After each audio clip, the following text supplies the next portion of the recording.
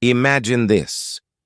On one side, there's a sparkling castle filled with magic, Hogwarts, where wizards fly on broomsticks and spells light up the night.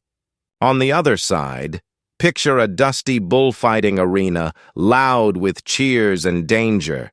Two writers, two completely different worlds. One built fantasy kingdoms with her pen. The other chased adventure, war, and wild truths. J.K. Rowling and Ernest Hemingway, opposites in so many ways, but both legends. So who left a bigger mark on our world? Let's settle the debate. Welcome to Learn English Starline, where every story helps you master English in a fun way. Hit subscribe so you never miss an episode. Now let's dive in. Both Rowling and Hemingway went through hard times, but instead of giving up, they turned their struggles into unforgettable stories. Rowling dreamed up wizards and wand battles while scribbling in cafes, her baby sleeping beside her.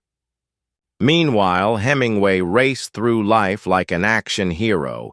He survived 2 plane crashes in the same week and still met his writing deadline. "That's next-level toughness," Rowling once said. "Rock bottom became the solid foundation on which I rebuilt my life." Hemingway's famous words, "The world breaks everyone, and afterward some are strong at the broken places." Powerful, right? Today we'll explore their incredible lives, compare their writing genius, and steal their best tricks to boost your English skills. Get ready for fast-paced stories, epic book battles, and a showdown between a quill and a typewriter. The duel starts now. Let's go. Part 1. The Highlight Reel. Let's begin with J.K. Rowling, the woman who waved her pen like a wand and conjured up a global phenomenon. Picture this. A struggling single mom, sitting in a tiny cafe, scribbling stories about a boy wizard while her baby slept beside her. Fast forward a few years, and that same woman becomes one of the most successful authors in history, creating a $15 billion empire. How's that for magic? Rowling's journey wasn't easy. Before Hogwarts became a household name, she faced rejection 12 times. 12 different publishers said no to Harry Potter. Imagine if she had given up after the 5th, or the 10th, or even the 11th no. But she didn't. She kept going, turning every setback into fuel for her success. And when the world finally said yes, boom, history was made. But Rowling's magic isn't just in her books. She's a real-life hero, too, using her fame and fortune to help others. She donates millions to charity, fighting for children's welfare, medical research, and social justice. That's the kind of magic that doesn't need a wand, just a big heart. And let's talk about her legacy. Harry Potter isn't just a series, it's a cultural earthquake. Books, movies, theme parks, even people who've never read a page know what Hogwarts is. Rowling didn't just write a story. She built a world, one that taught millions to believe in bravery, friendship, and the power of never giving up. So, what's the real lesson here? Rowling proved that even when life feels like a Dementor's kiss, sucking out all your hope, you can still be the hero of your own story. All it takes is a little courage, a lot of perseverance, and maybe just a pinch of magic. Now let's flip the page to our next legend, a man who lived as boldly as he wrote. Get ready for Ernest Hemingway, adventurer, warrior, and literary rebel. If J.K. Rowling built castles in the clouds, Hemingway wrestled life to the ground with bare hands. This wasn't a writer who sat quietly at a desk, oh no. Hemingway lived his stories, then carved them into existence with a typewriter or pencil, standing up like a boxer ready for a fight. His words hit hard, fast, and true. No fancy decorations, just raw power. And guess what? That style earned him literature's highest honor, the Nobel Prize. This guy didn't just write about danger, he chased it. War correspondent, soldier, hunter, fisherman, Hemingway was a real-life action hero. As a young man, he drove ambulances in World War I while bombs exploded around him. Later, he reported from the front lines of other wars, dodging bullets to get the story. That's why his writing feels so real. You can almost taste the gunpowder and sweat. But wait, it gets wilder. Imagine hunting lions in Africa, battling giant marlins in the open sea, or drinking with revolutionaries in Havana. Hemingway didn't just dream adventures, he lived them. And when he wrote The Old Man and the Sea, a deceptively simple tale about an old fisherman's struggle with a massive fish, it hit the world like a tidal wave, winning him the Pulitzer Prize. Hemingway's secret? Less is more. His sentences were short, sharp, and packed with meaning. He cut out the fluff and left only what mattered, a style that shaped modern storytelling. Today, his influence is everywhere, in tough guy movie heroes, in video games about survival, in every writer who tries to make each word count. So while Rowling taught us the magic of imagination, Hemingway showed us the power of courage, simplicity, and living boldly. Two legends, one who built dreams, the other who faced reality head-on. Rowling and Hemingway, two incredible writers, but wow, they couldn't be more different. Rowling's world is like stepping into a magical theme park. It's huge, colorful, and full of dragons, daring friendships and adventures that make you believe anything is possible. She didn't just write a story, she built an entire universe that keeps growing like a giant tree with endless branches. Her books are long and packed with detail, pulling you in slowly, almost like a spell. Harry Potter isn't just a story, it's a whole world you can live in. Kids dress up as wizards, adults get emotional over Dumbledore, and people used to camp outside bookstores just to grab her books at midnight. That's the magic of Rowling. She took pain and turned it into something beautiful. She showed us that imagination can be the light when life feels dark. And then there's Hemingway. He's completely different. His writing is short, sharp, and hits you straight in the heart. If Rowling's stories are like a feast, Hemingway's are like a shot of espresso, quick, powerful, and impossible to forget. He didn't need hundreds of pages to move you. He could break your heart in just a few sentences. He wrote about war, about nature, and about people who feel lost in the world. His words are simple but so real, like you can almost feel them. Hemingway didn't build a magical universe. He held up a mirror to the world we already live in, showing us how tough and beautiful it really is. Rowling's fans cheer for hope and magic. Hemingway's fans sit back and quietly nod at the truth. Let's take a moment to dive into Rowling's incredible journey. She didn't start out with fame or fortune, far from it. She had no money, no fancy job, just a baby in her arms and a notebook in her bag. But what she did have was a gift. She could see magic in the world around her. One simple train ride gave her the spark of an idea for Harry Potter, and she didn't let it go. She wrote whenever she could, often in quiet corners while her baby daughter napped. She dreamed of a boy with messy hair, glasses, and a lightning-shaped scar, and she poured her heart into his story. It wasn't easy. She faced 12 rejections from publishers, but she didn't give up. And then finally, One publisher said yes. That small yes changed everything. The first book became a hit, then the second. Then came the movies, and before long, Rowling went from struggling to being richer than the Queen of England. But here's the thing. She never forgot where she came from. She uses her success to help others, giving back to kids and families who need it most. Her story isn't just about magic on the page, it's about the magic of perseverance. She shows us that no matter how tough life might seem, if you keep dreaming and don't give up, you can turn failure into fuel and rise higher than you ever imagined, maybe even on a broomstick. Hemingway's life was wild, but in a completely different way. He wasn't the type to sit quietly in cafes, sipping coffee and daydreaming. No, he ran straight toward danger. As a young man, he drove ambulances in World War I, dodging bullets to save wounded soldiers.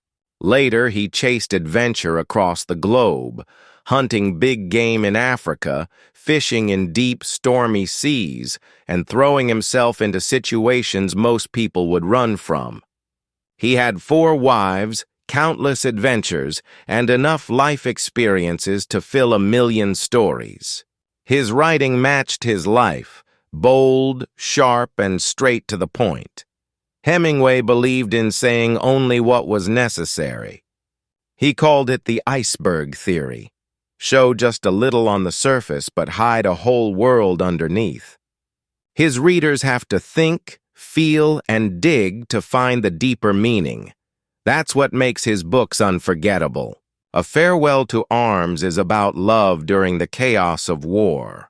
For Whom the Bell Tolls is about fighting for what you believe in, even when it's hard. His sentences were small, but his ideas were massive. And talk about tough. Hemingway survived plane crashes, car accidents, and even war injuries. He seemed unstoppable, like nothing could break him. But in the end, his life ended tragically. Even so, his words and his daring spirit live on. Hemingway's lesson: live boldly, write boldly, and leave behind stories that make people feel something real. So, where do these two great writers meet?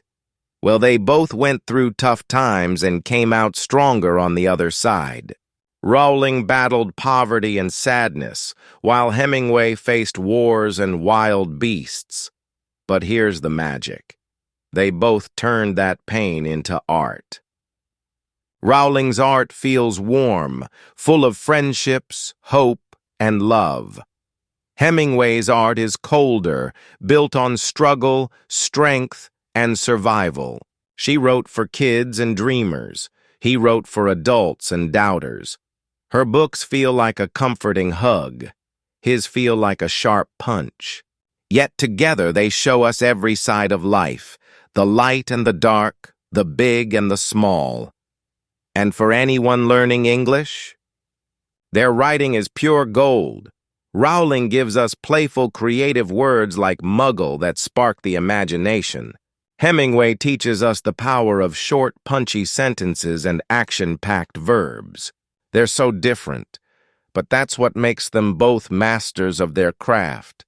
Whether you want magic or truth, hope or grit, they've got you covered. Here's the big question. How did a single mom and a war reporter become absolute legends? Rowling started her journey with just a pen, a baby, and a whole lot of determination. Hemingway started his with a gun, a notebook, and zero fear of danger. Their lives were messy, unpredictable, amazing, and completely real. We're about to dive deeper into their stories, and trust me, they're wilder than you think. Rowling's cafe days, scribbling ideas while her baby slept, and Hemingway's long, intense nights in the midst of war. These are the moments that shaped them. We'll explore how a woman with no money built an entire wizarding world that changed the planet, and how a man who stared death in the face rewrote the rules of storytelling. So stick around because this battle of words isn't over yet. It's just getting started. Part 2. J.K. Rowling's background. Let's step into the life of J.K. Rowling, the woman who turned a tough start into a magical empire. Picture this. A young mom sits in a small cafe. Her baby sleeps in a stroller next to her. She's got a cup of coffee, a pen, and a big dream.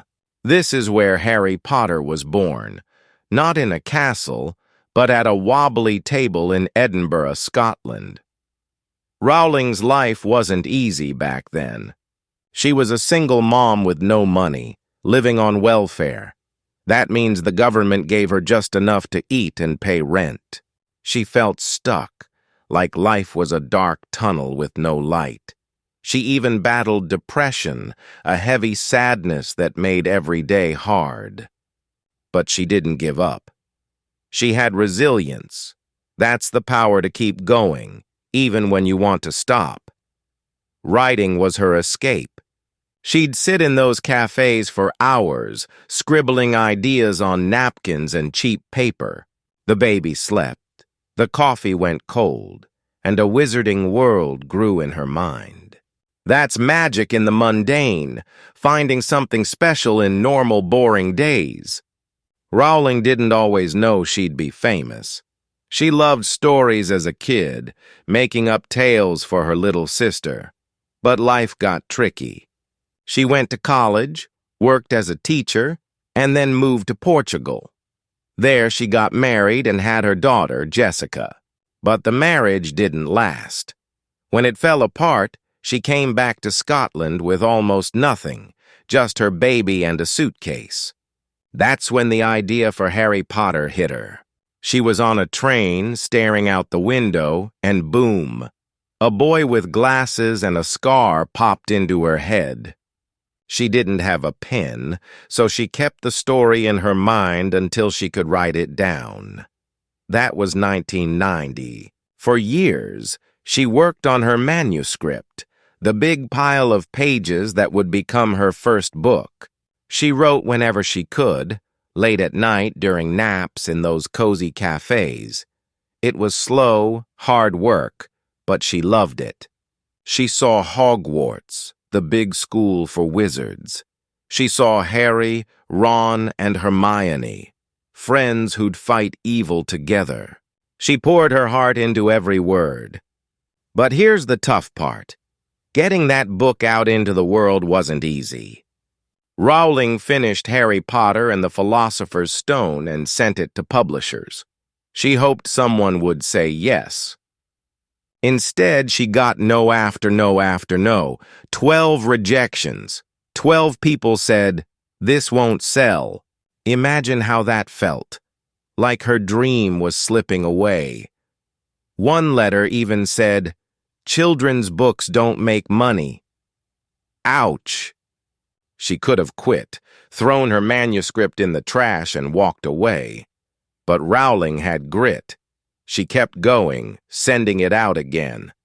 Finally, a small publisher called Bloomsbury said yes in 1996. They didn't pay much, just a tiny advance, enough for a few weeks of groceries. And they told her to use initials, J.K., instead of her full name, Joanne, because they thought boys wouldn't read a book by a woman. So, she picked a pseudonym, a fake name to hide behind.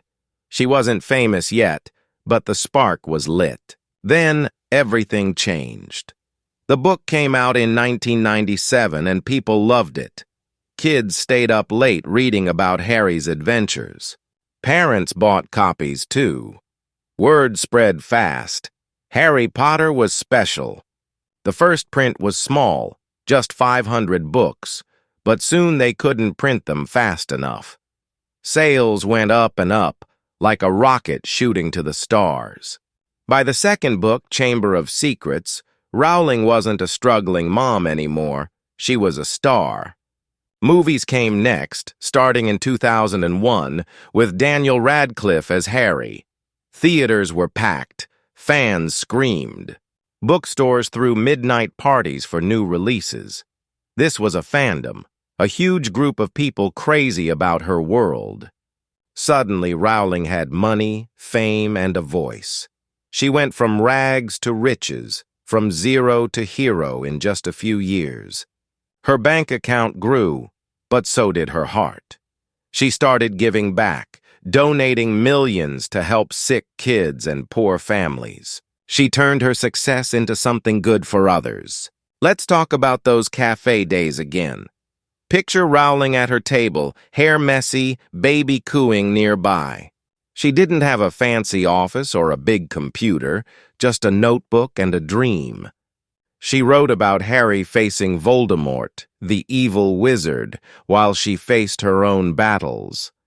Depression was like her Voldemort, dark and scary. She even put some of that sadness into her books. The Dementors, those creepy creatures that suck out happiness, they came from her own feelings. Writing helped her fight them. Every page was a step out of the dark, and those 12 rejections, they were like tests. Each no made her stronger until she got that yes. When fame hit, it was sudden, like a spell. One day, she was counting pennies. The next, she was on TV, signing books for lines of fans.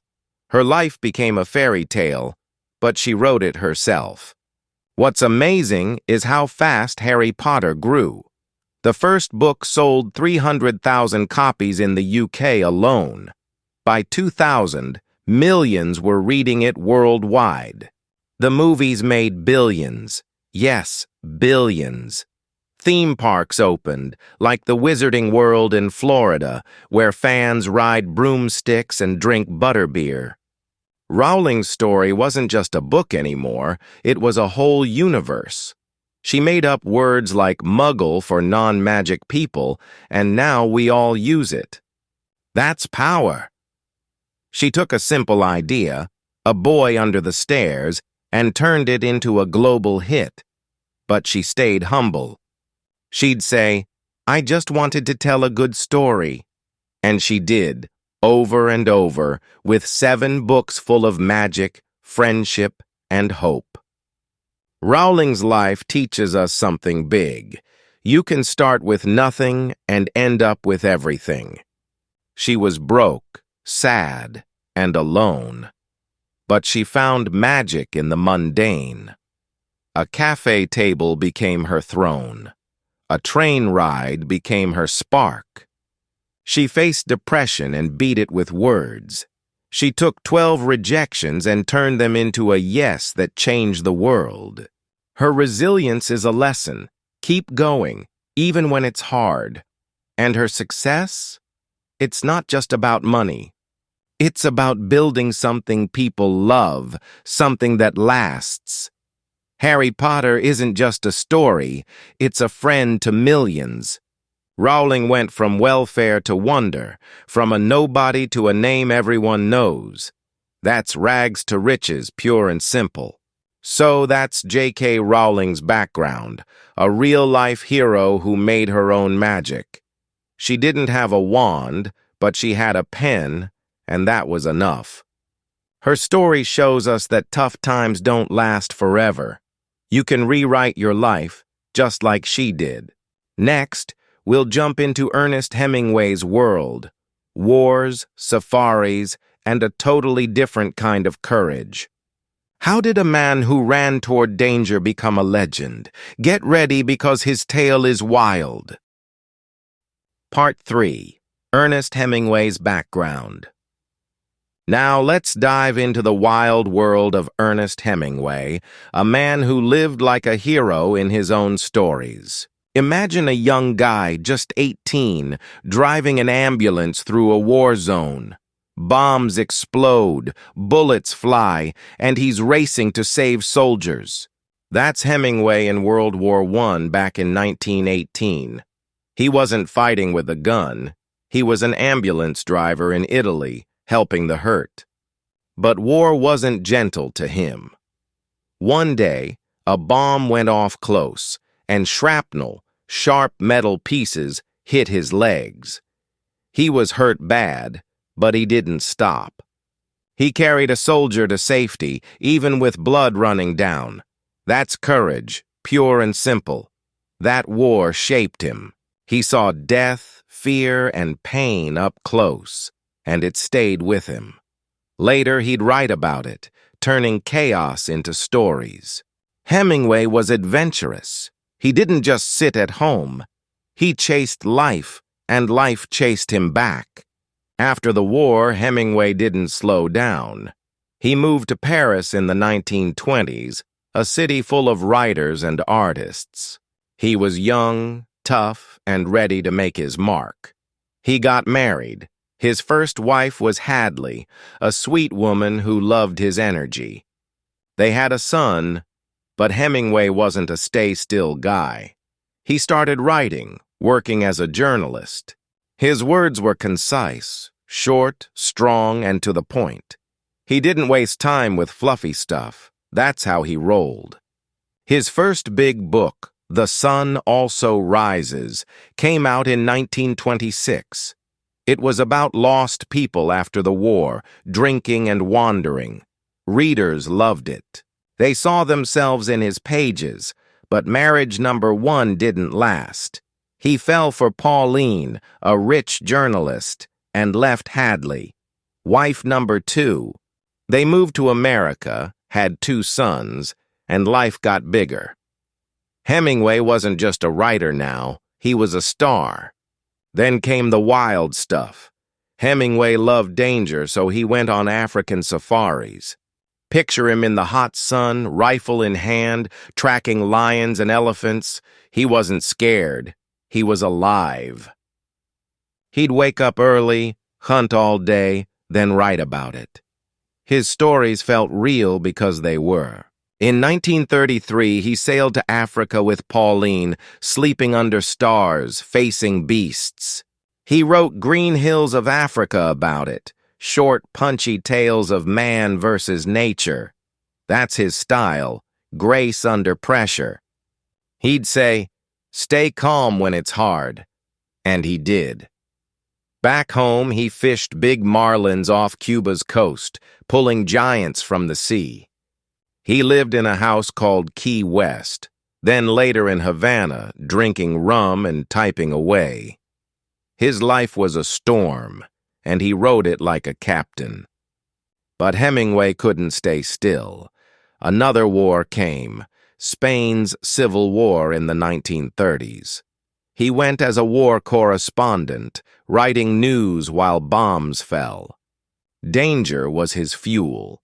He met Martha, a tough writer like him, and boom, wife number 3. Pauline was out, Martha was in. They traveled together chasing stories. Then World War II hit. Hemingway didn't just watch, he hunted submarines off Cuba with his boat. Crazy, right? He wrote For Whom the Bell Tolls during this time, a huge book about war and love. It was a hit, and he was a legend. But Martha left him too. Enter Mary, wife number 4, in 1946. She stayed till the end. 4 wives, 4 lives. Hemingway loved hard and lost hard. His biggest win came in 1952 with The Old Man and the Sea. It's a tiny book about an old fisherman fighting a giant fish. Simple, but deep. It won the Pulitzer Prize in 1953, a big award for great writing. Then in 1954, he got the Nobel Prize, the king of all writing honors. Everyone said, "Hemingway's the best." He wrote it standing up in a little room with sweat and focus. That book has his famous iceberg theory. Show a little, hide a lot. Like an iceberg in the ocean, most of it's underwater. Readers have to think, feel the weight. That's why it's powerful. He said, "Write drunk, edit sober." Maybe he meant it. Hemingway loved his drinks, whiskey and wine flowing like rivers. But he worked hard, too. His words cut like a knife, sharp and clean. Life wasn't all wins, though. Hemingway's body took a beating. In 1954, he survived 2 plane crashes in Africa, one right after the other. The first plane hit the ground and he walked away bruised.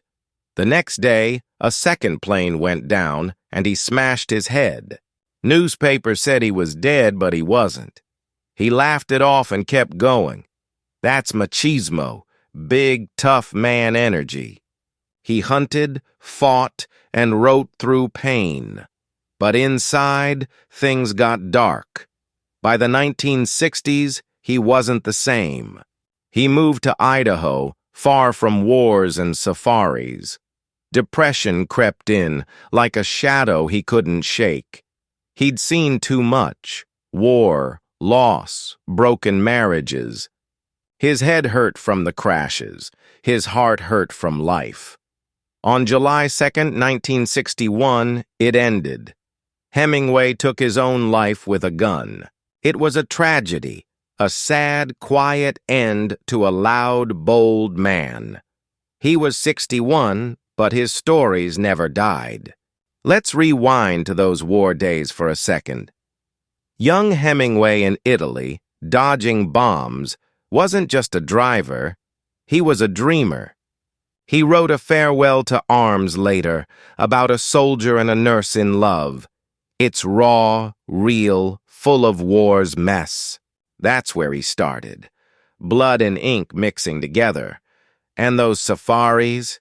He'd sit by campfires telling tales to hunters, then turn them into books.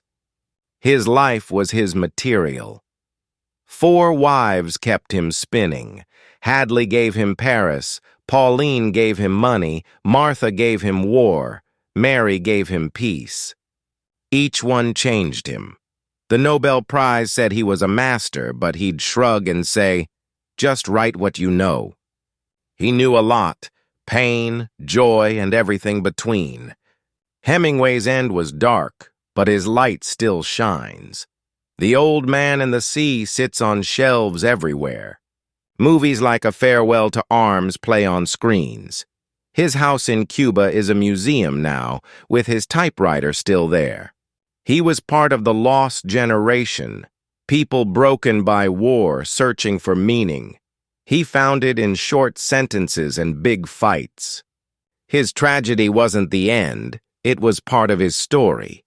He showed us how to face the world with grace under pressure, how to write drunk on life and edit sober with truth. From ambulances to Africa, he lived loud.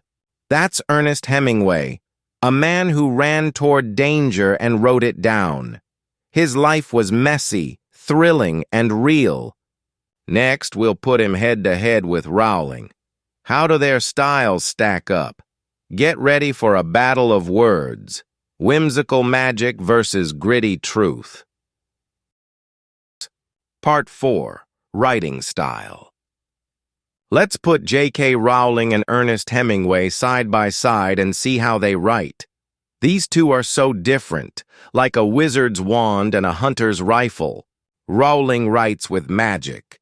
She paints with words, filling pages with colors, smells, and feelings. Hemingway writes with muscle. He cuts to the bone, using short, strong words that hit hard. Both are geniuses, but their styles are worlds apart. Rowling's books are long and whimsical, full of fun and fancy. Hemingway's are short and sharp, packed with action and hidden meaning. How do they do it? Let's dive in and find out so you can steal their tricks for your own English. First, Rowling. Her writing is like a big, beautiful painting. She loves to describe everything: Hogwarts Castle, the food on the tables, the wind in the trees. When Harry walks into the Great Hall for the first time, she tells us about golden plates, floating candles, and a ceiling that looks like the sky. You can see it, taste it, feel it. That's her style, descriptive and slow burn.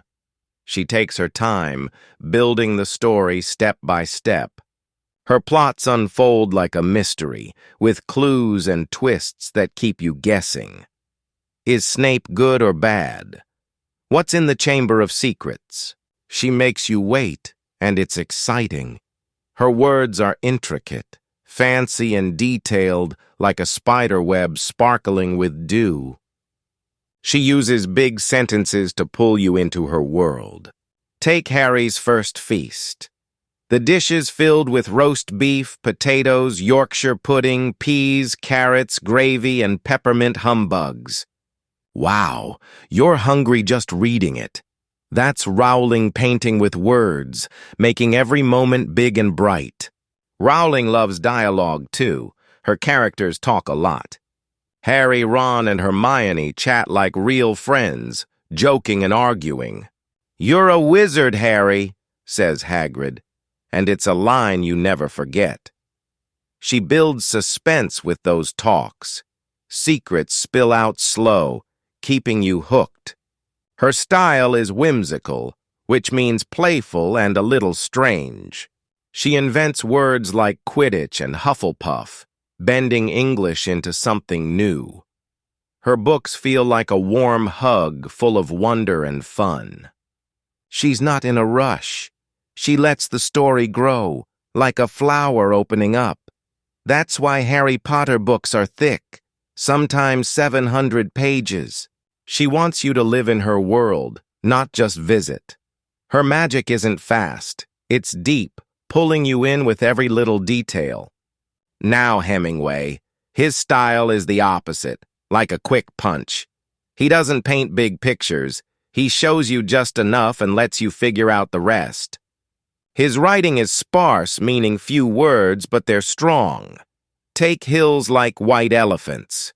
It's a short story, only a few pages.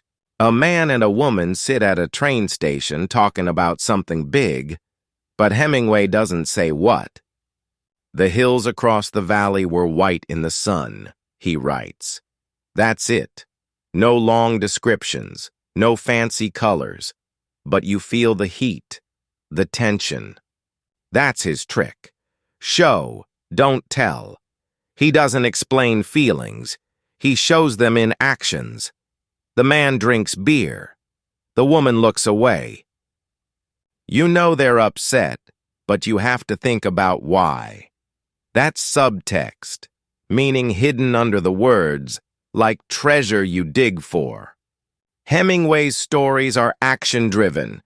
Things happen fast, fights, hunts, wars. In The Old Man and the Sea, an old man battles a fish. He pulled the line. The fish jumped. Blood came. Short, sharp, boom. No extra fluff. His sentences are simple, but they hit you hard. He loved powerful verbs. Pulled, jumped, came. Not soft stuff like felt or thought. That keeps the story moving, like a car speeding down a road. His dialogue is quick, too. In Hills, the man says, "It's really an awfully simple operation." The woman snaps, "Then do it yourself." Ooh, tension. No long chats here, just words that bite. Hemingway cuts to the bone, stripping away anything that slows you down. His books are thin, but they feel heavy because of what's unsaid. Let's compare them closer. Rowling's feast scene is a party, long, loud, full of life. She writes, Harry had never seen so much food: roast chicken, pork chops, sausages, bacon, steak, boiled potatoes, fries, and 100 different puddings. "You're there, smelling the gravy." Hemingway's style would shrink that to, "Harry ate meat and potatoes." Done. He'd skip the list and focus on the bite. Rowling builds suspense slow. Will Harry win the Triwizard Tournament? Pages and pages until you know. Hemingway? Suspense is instant. In For Whom the Bell Tolls, a bridge might blow up in 5 lines. Boom, it's over. Rowling's intricate webs take time to weave. Hemingway's subtext hits like a bullet. She paints a castle. He sketches a battlefield. Both work, but they feel so different. Why do they write this way? Rowling wants you to dream. Her whimsical style comes from her love of fairy tales and big adventures. She grew up reading, imagining, and she pours that into every page. Her slow burn plots are like a game. Follow the clues, solve the riddle. She's a storyteller who invites you in, sits you down, and says, "Stay a while." Hemingway wants you to feel. His sparse style comes from war and pain. He saw too much to waste words. He called it the iceberg theory. 1 part shows, 7 parts hide below. He lived fast, wrote fast, and expected you to keep up. Show, don't tell was his rule. No hand-holding, just truth. Rowling's dialogue is chatty, warm. Hemingway's is cold, real. She builds a world. He breaks one open. Which is better? Depends on you. Rowling's style is great for painting with words. Try it when you write about your day. Describe the smells, the sounds, the little things. Make it big and fun. Hemingway's style is perfect for cutting to the bone. Try it when you're mad or rushed. Use short sentences, strong verbs, and leave some mystery. Rowling takes you on a ride. Hemingway throws you in the driver's seat.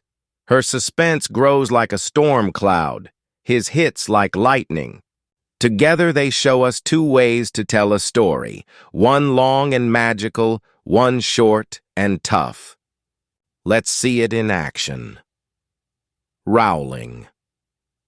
The owl swooped through the window, dropping a letter on Harry's bed, its feathers glinting in the moonlight.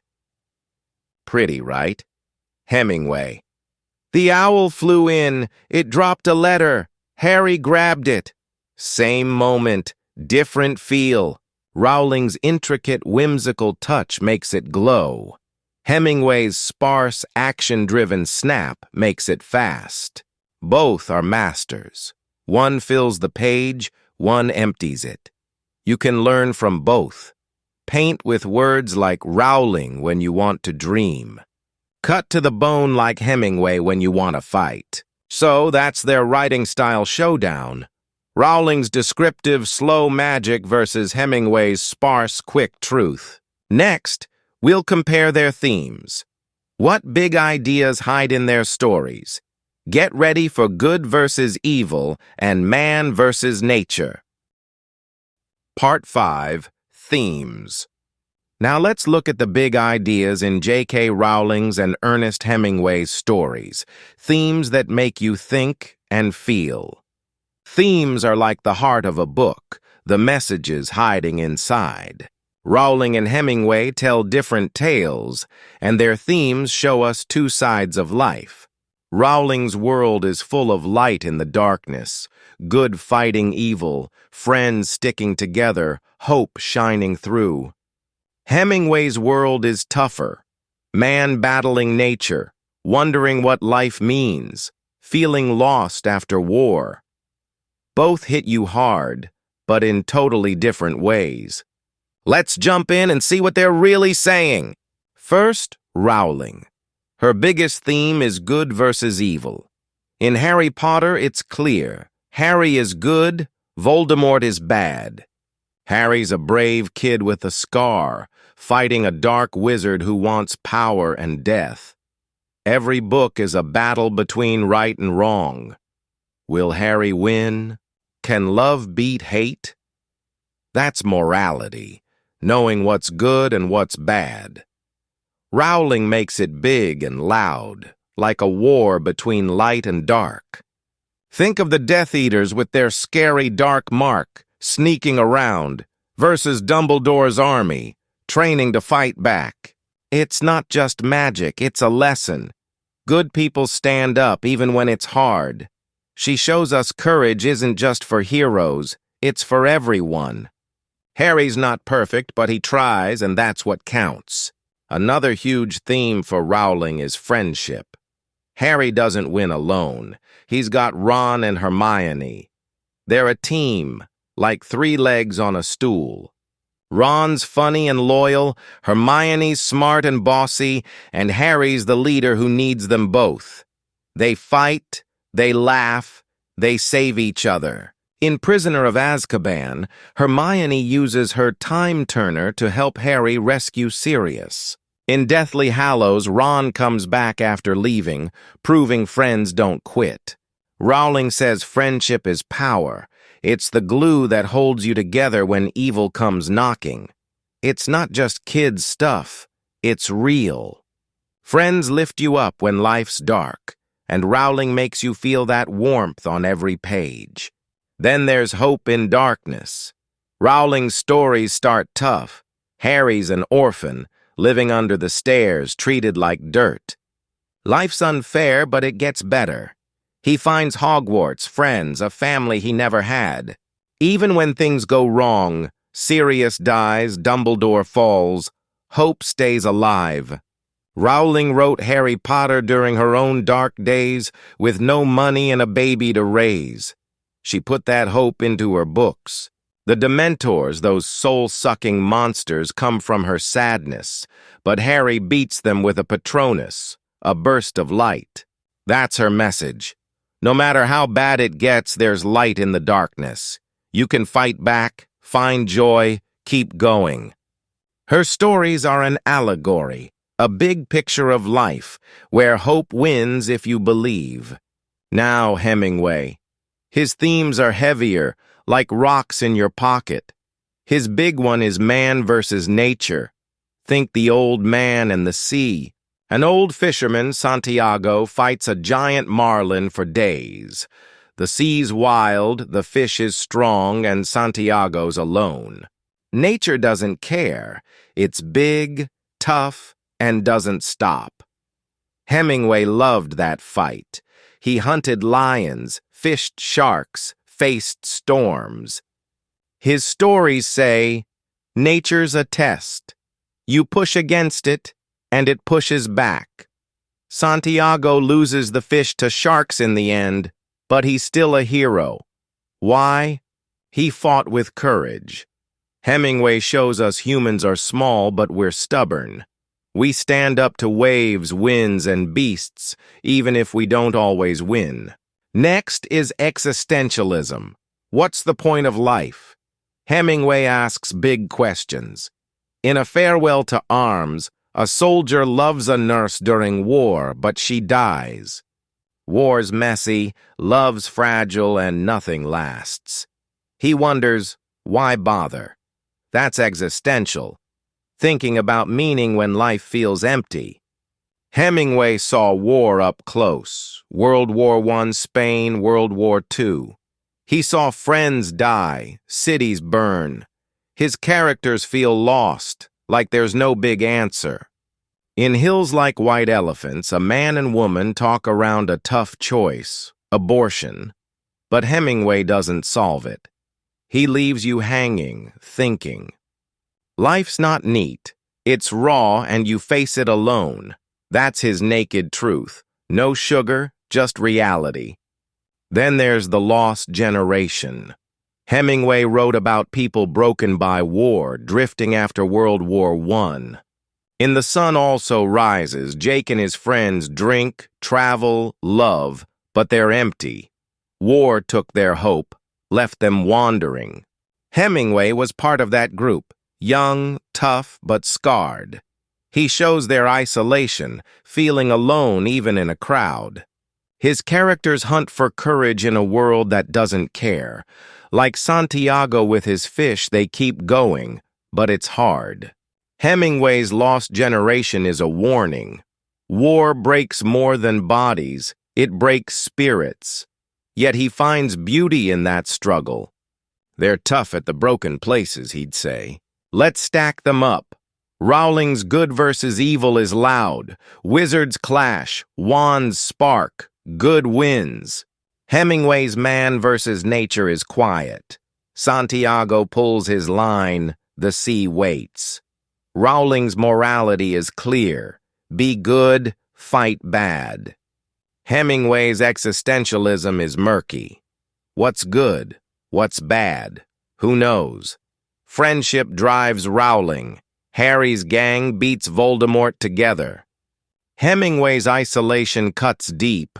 Santiago's alone, Jake's alone, no team to save them. Rowling's hope in darkness glows like a Patronus. Hemingway's naked truth stings like salt water. Her stories lift you up. Voldemort's gone, the world's safe. His drag you down. The fish is eaten, the war's still lost. Rowling's an allegory of triumph. Hemingway's a mirror of struggle. Why these themes?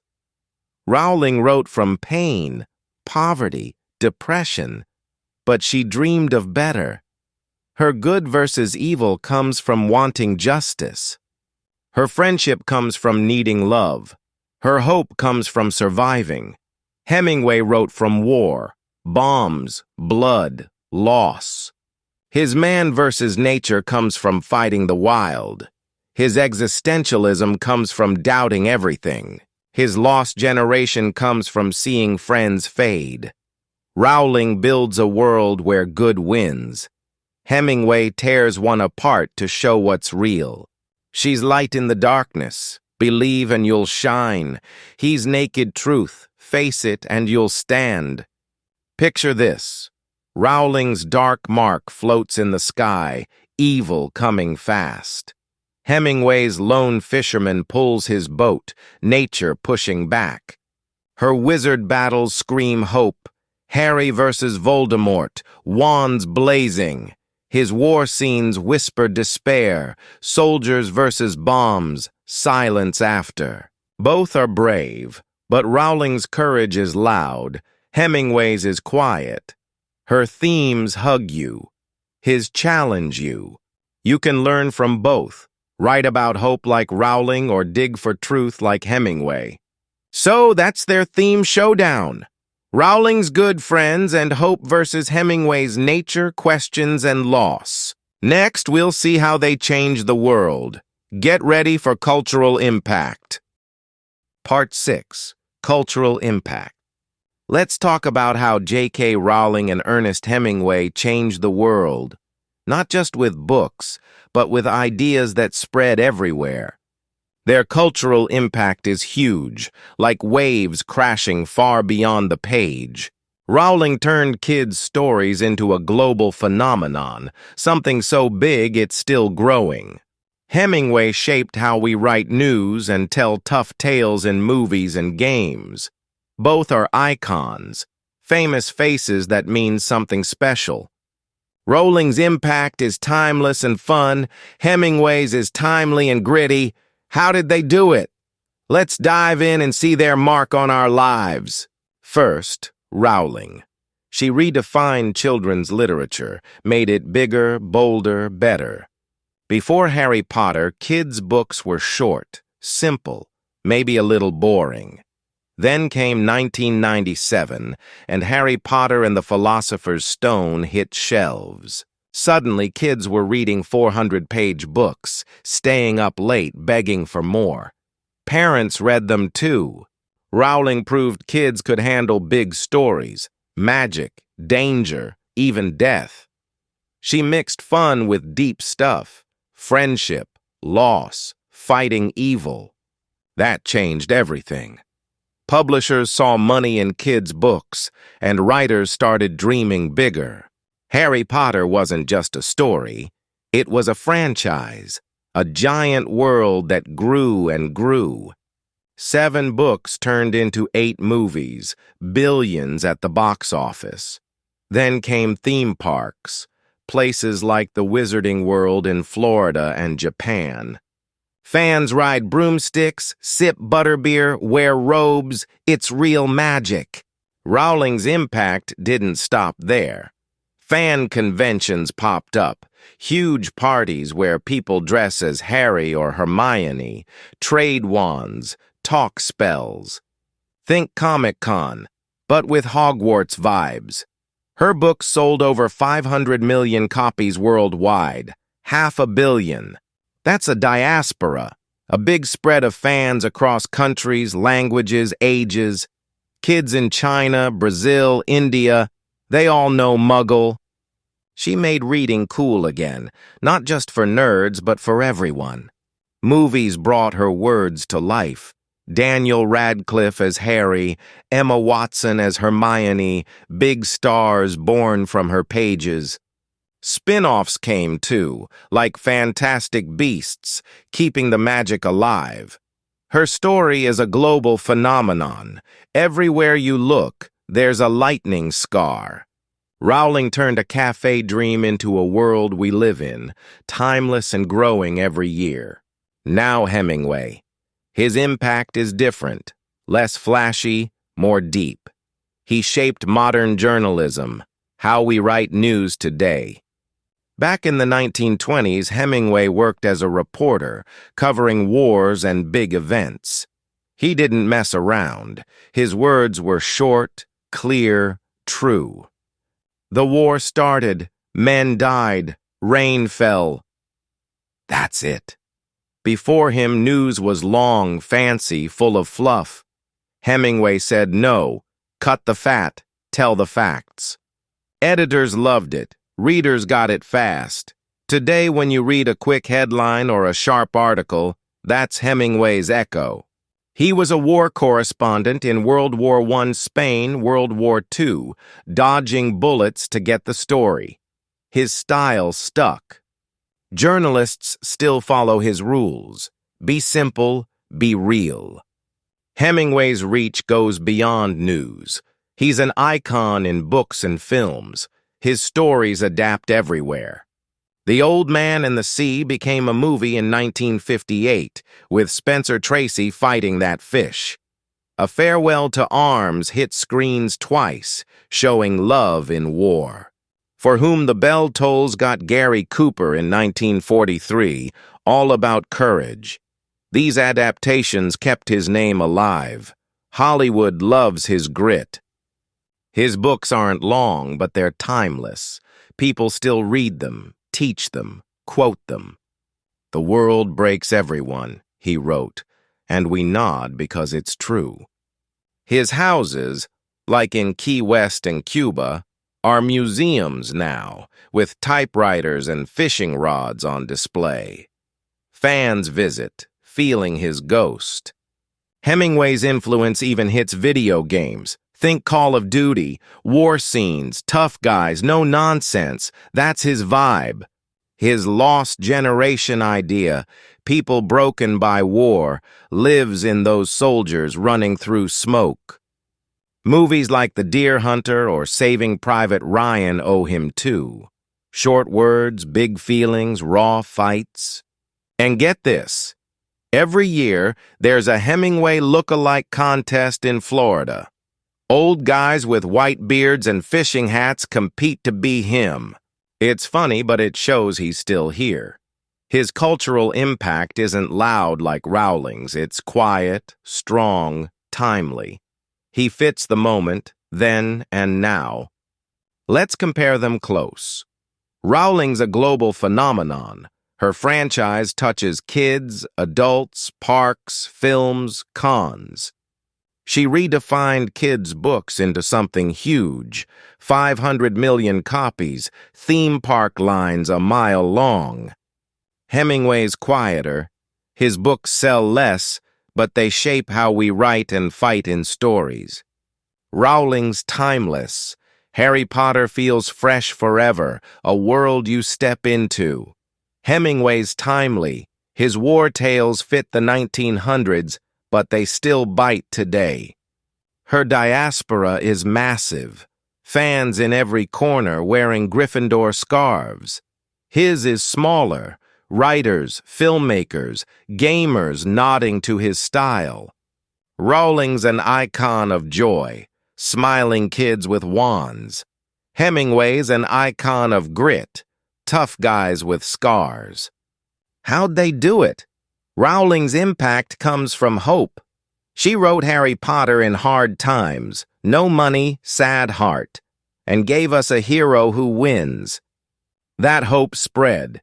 Kids read, parents cried, parks opened. Her franchise grew because we want magic, escape, fun. She's everywhere because she's everyone's friend. Hemingway's impact comes from truth. He saw war, hunted lions, lived wild, and wrote it raw. His journalism style stuck because it works. Short, fast, real. His stories adapt because they're tough, like life. He's not everywhere, but he's deep. Writers copy him, directors chase him, fans dress like him. Rowling builds a world to love. Hemingway mirrors a world to face. Picture this. Rowling's fans flood Hogwarts in Orlando, screaming on rides, buying wands. Hemingway's fans cheer at look-alike contests, raising beers, swapping war quotes. Her cultural mark is loud. Movies make billions. Books stack shelves. His is steady. Journalism shifts. Films nod. Games echo. Rowling's timeless touch keeps kids dreaming. Harry's still flying in 2025. Hemingway's timely punch keeps wars real. Santiago's fish still fights. Her franchise is a party, global, bright, alive. His influence is a pulse, quiet, tough, lasting. Both changed us, Rowling with wands, Hemingway with words. What's their secret? Rowling's impact is about connection. Fans feel Harry's theirs. She made a diaspora of dreamers, from books to butterbeer. Hemingway's is about craft. Writers feel his rules. He made a legacy of grit, from news to Nintendo. She's the queen of kids lit, bigger than anyone before. He's the king of short truth, sharper than most after. Together they show culture two ways, one loud and wide, one deep and tight. You can feel them, Rowling in a wizard hat, Hemingway in a fishing boat. So that's their cultural impact, Rowling's global timeless franchise versus Hemingway's timely tough influence. Next, we'll steal their English tricks. Get ready to learn from the best. Part 7. English Learning Focus. Let's get practical now. J.K. Rowling and Ernest Hemingway aren't just great writers. They're great teachers for your English.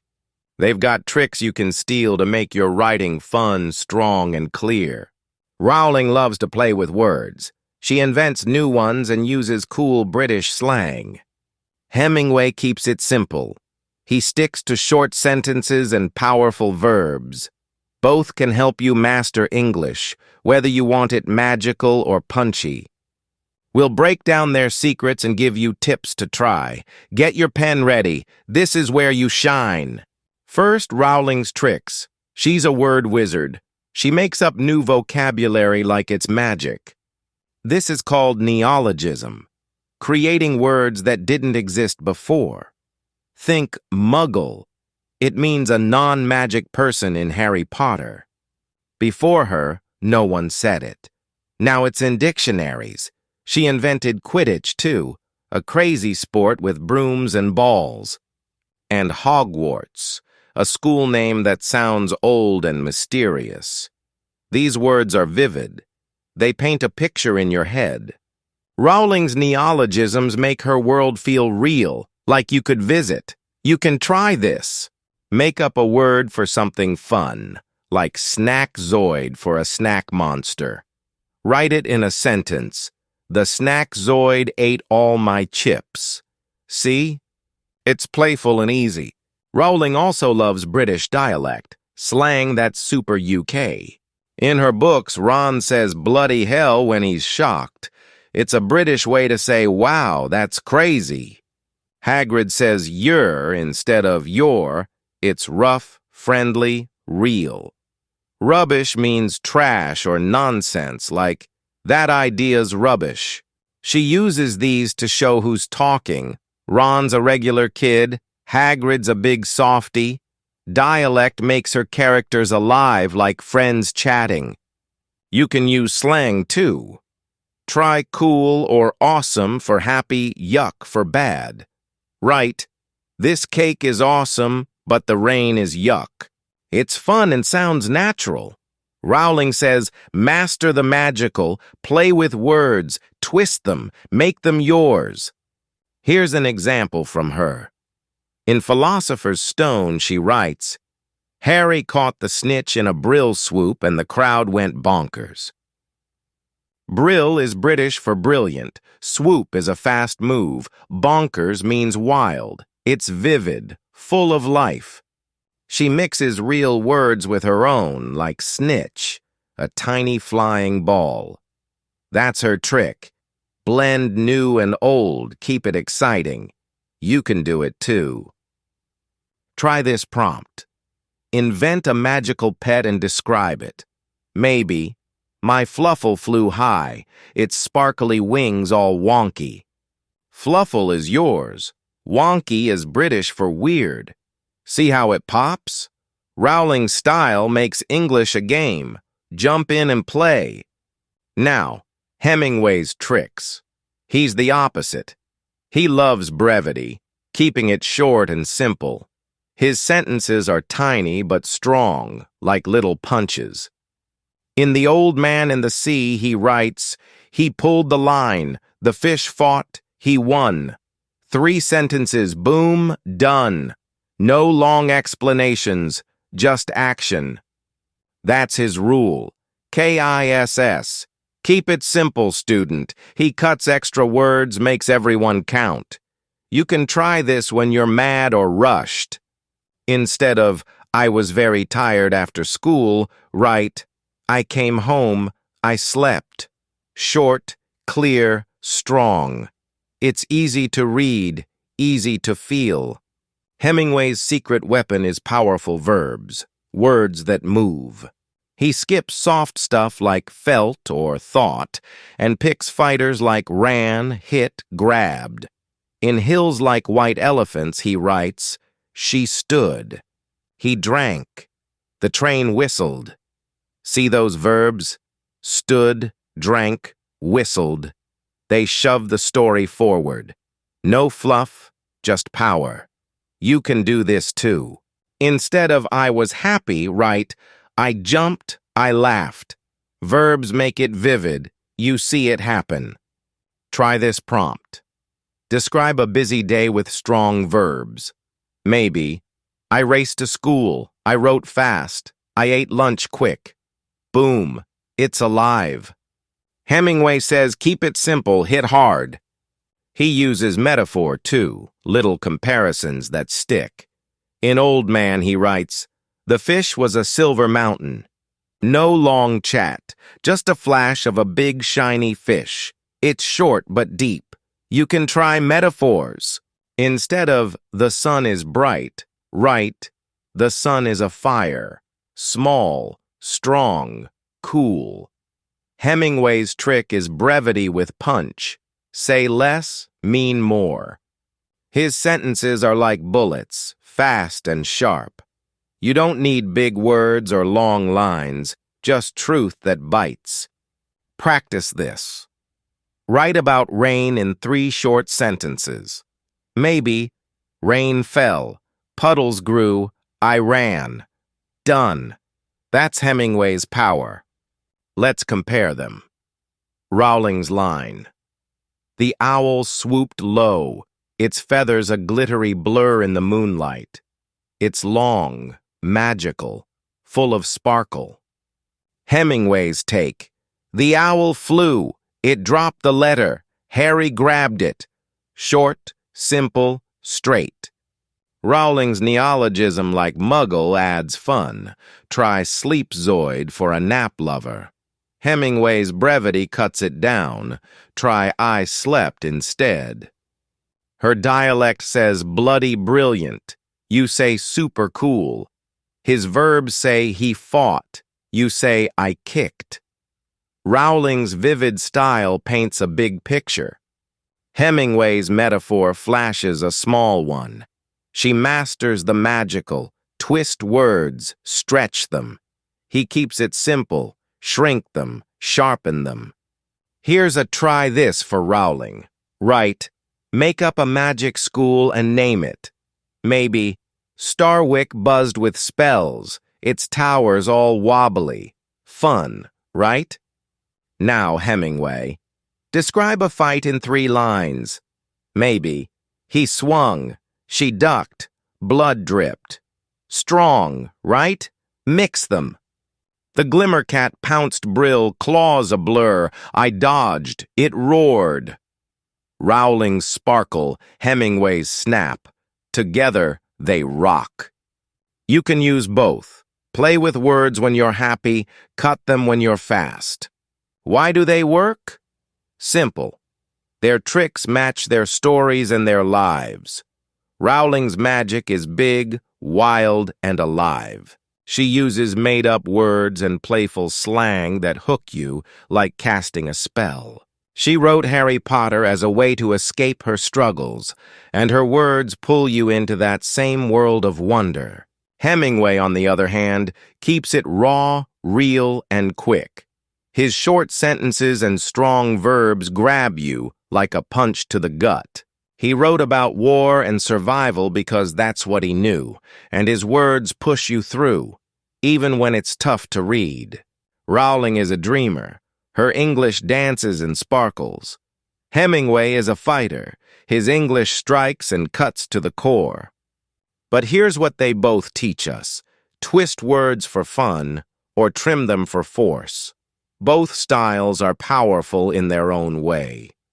So why not try it out? If you want to write like Rowling, invent something magical.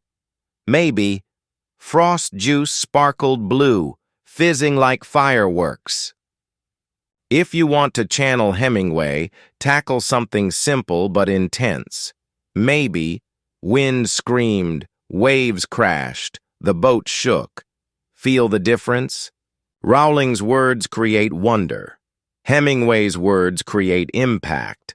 Both can make your English sharper and more exciting. So, here's your challenge. Pick a style, or even mix them, and write your own story. That's the beauty of learning English. It's all about trying new things. Rowling's playful word magic versus Hemingway's punchy power. Next up, we'll wrap it all up, so who's the winner? Stick around to find out. Brief conclusion. All right, so we've reached the grand finale of our epic battle, right? J.K. Rowling versus Ernest Hemingway, and honestly, it's been such a fun journey. We've really dug into their crazy lives, compared their amazing talents, and even grabbed a few of their writing secrets that you can use for your own English. Rowling, wow. She gave us this incredible magical world, full of wizards, amazing friendships, and tons of hope. And Hemingway? He showed us a world that was tough, with wars and nature and the raw truth of things. Both of them, they totally changed how we read, how we write, and even how we dream. So, what did we learn from them? Well, Rowling taught us to have hope. She went through some really hard times, with no money and some really dark days, but she built Hogwarts from all of that. Her stories basically say, believe in goodness, stick with your friends, and find the light even when things are really dark. Hemingway, on the other hand, taught us to really see things. He faced bombs and wild animals and lots of loss, and he wrote about it all in this really honest way. His stories tell us to fight against the world, face the truth, and stay strong. So, 2 lessons. 2 absolutely legendary writers. One of them lifts you up and the other one keeps you grounded, It's pretty amazing. Okay, let's take a quick trip back in time, shall we? Rowling, she started out in cafes, writing with her baby right there beside her. She got rejected like 12 times, but she didn't give up. She turned her pain into this massive $15 billion universe. Her words, they're like paintings of magic. Really long, super imaginative, and just full of wonder. She changed kids' books forever, built theme parks, and started this huge thing all over the world. Harry Potter's everywhere. Books, movies, people dressed up, you name it. She's timeless, you know? Her hope, it just keeps going. And Hemingway, well, he started in wars, driving ambulances, dodging bullets. He hunted lions, fished for marlins, survived plane crashes, and then he wrote about it all, really short and to the point. His style, it changed news writing, inspired movies, and you can even hear it in video games. He's timely, you know?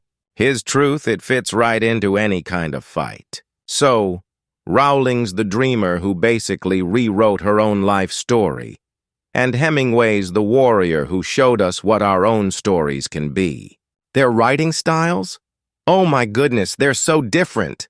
Rowling, she paints pictures with her words, like Hogwarts feasts, owls flying, and this slow building suspense. She makes up words like muggle, throws in some British slang like bloody hell, and makes English super fun. Hemingway, on the other hand, he cuts right to the chase. Short sentences, strong verbs, and this hidden meaning underneath everything. He skips all the extra stuff, hits you hard with the truth, and keeps it real. Her stories shine with themes like good beating evil, friends saving the day, and hope always winning. His stories, they bite. Man fighting nature, life being a big question, and loss sticking around. Her impact is huge. Theme parks, movies, a massive fan community. His impact is deep. Changing journalism, inspiring tough stories, and loads of people trying to copy his style. Rowling, she's the master of all things magical. Hemingway, he's the master of keeping it simple. And together, they're like a master class for you. You can play with words, make them sharp, and really make them your own. All right, so who's the greatest? Honestly, that's totally up to you. Rowling's world, it's like a warm hug full of magic and light. Hemingway's world, it's more like a punch, full of grit and guts. She wrote for dreamers, kids, grown-ups, anyone who loves a good hero. He wrote for the people who've seen the dark side of things and still keep going. Her books are huge, her theme parks are packed, and her fans are super loud. His books are short. His influence is more quiet, but his truth, it's really powerful. Rowling tells you to hope and rewrite your life. Hemingway tells you to see life as it is and survive it. So, who wins this battle? You get to decide. We've given you their lives, their styles, their legacies, and now it's your turn. Here's what you can do next. If you're all about Rowling's magic, hit that like button. Let's give a big cheer for Harry Potter. And if you're more into Hemingway's toughness, smash that subscribe button. Let's raise a glass to the old man. Also, drop a comment below and tell us who your winner is and what your favorite quote is. Is it Rowling's? Rock bottom became the solid foundation on which I rebuilt my life? Or Hemingway's, the world breaks everyone and afterwards some are strong at the broken places? We really want to know. Share your pick, Team Rowling or Team Hemingway, and tell us why. Your voice really matters in this epic showdown. Okay, let's dive deeper into this, because this is really interesting. Here's a question for you. Which writer's life inspires you more, and why? Do you find Rowling's story more inspiring, you know, her rags-to-riches journey, a single mom who had huge dreams and actually made them happen? Or is it Hemingway's wild and crazy life, wars, safaris, a man who really lived life to the fullest? Think about it for a minute. Rowling fought her sadness with a pen, and she built an entire world from absolutely nothing. Hemingway fought danger with his typewriter, and he faced life head-on, no matter what. So, who's your hero? Tell us in the comments. What is it about their story that pushes you to keep going, even when things get tough? Maybe it's Rowling's incredible hope, or maybe it's Hemingway's raw courage. We're really listening, so share your thoughts. All right, let's get really personal with this one. One more question for you. If you could have a coffee or maybe something stronger with just one of them, what would you ask? Imagine this. You're sitting with J.K. Rowling in her cozy cafe, that baby stroller gently rocking beside you. Would you ask her, how did you find the strength to keep writing after getting rejected 12 times? Or maybe, what do you think Harry's next adventure would be? Or picture this. You're at a bar with Ernest Hemingway, whiskey in hand. Would you ask him, how did you manage to survive all those plane crashes? Or, what's the secret to writing such powerful short sentences? They're both so incredibly cool, right? Rowling with her warm, inviting smile, and Hemingway with that intense, tough stare. So, what's your burning question? Drop it in the comments below. We're genuinely curious to know what you'd say to these literary legends. This whole adventure has been absolutely wild, hasn't it? From the magical halls of Hogwarts to the intense bullfights, from quiet cafes to the chaos of wars. Rowling and Hemingway, they're not just writers, they're teachers, dreamers, and fighters. Rowling gave us a wand to wave, filling our lives with hope, friendship, and magical words. Hemingway gave us a fist to clench, showing us the power of truth, strength, and simple, direct language. They've both shaped the world we live in, and now they can help shape yours too. So, go ahead, pick your winner, steal a few of their writing tricks, and start writing your own incredible story. Hit that like button if you're Team Rowling, and subscribe if you're Team Hemingway. Let's keep this awesome battle going. Leave a comment with your thoughts, your favorite quotes, and any questions you have. We're totally Team You, and we want you to keep learning and keep shining. And that's a wrap. Our epic showdown has come to an end. J.K. Rowling taught us the power of hope, and Ernest Hemingway taught us to see the world with clear eyes. But who's the greatest? That's your call. Hit that like button, hit that subscribe button, and definitely hit the comments. We want to hear your voice. We'll see you next time for more exciting English adventures right here on English Starline. Stay magical, stay tough, and stay absolutely awesome. Thanks for watching English Starline. Subscribe now to keep learning English through the amazing stories of famous lives.